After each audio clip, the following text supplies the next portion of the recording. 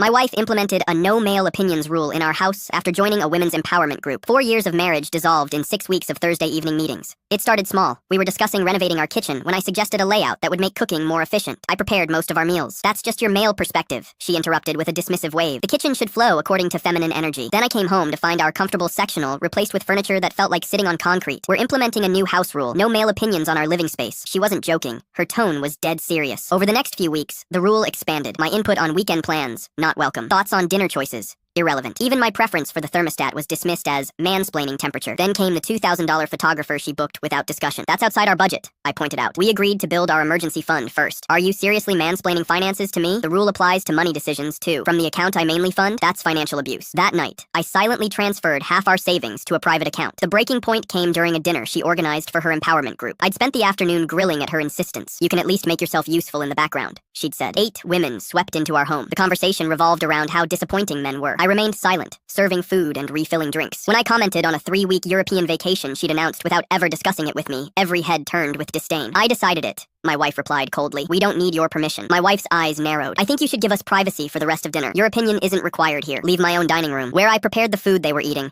because my gender disqualified me from conversation. I nodded once, placed my napkin beside my plate, and walked upstairs. From the bedroom window, I could hear their laughter resume louder now that the male presence had been removed. I opened my laptop and began researching divorce attorneys. The next 3 weeks became a masterclass in strategic preparation. I documented everything: dates, times, exact words, screenshots of bank transfers she made without consultation. I secured a furnished apartment downtown. We're having my group's celebration here Saturday, she informed me. Handle the food, then make yourself scarce. The entire house will be a no-male zone. The invitation couldn't have been more perfect. Saturday, I prepared an elaborate spread: grilled salmon, roasted vegetables, homemade desserts. A final demonstration of the value she was discarding. This looks acceptable, she noted. Remember to be gone by 6. At precisely 6 o'clock, I picked up my pre-packed suitcase. On our bed, I placed 3 items: my house key, a sealed letter explaining exactly why I was leaving, and my divorce attorney's business card. No dramatic confrontation, no heated words, just decisive action. Driving away felt like emerging from underwater after nearly drowning. I turned on my phone at midnight. 37 missed calls, 29 text messages evolving from irritation to panic. Where are you? The kitchen's a mess. I found your key and the letter. Call me right now. I'm calling the police if you don't respond. I sent a single text. I'm safe. Please, respect my space. The police told her adults are allowed to leave their homes voluntarily. Her group stayed late strategizing responses to what they termed my emotional abuse through abandonment. The irony was magnificent. A house rule that silenced me was empowerment. My quiet departure was abuse. Outside the courtroom weeks later, my wife approached me. I don't understand why you're doing this.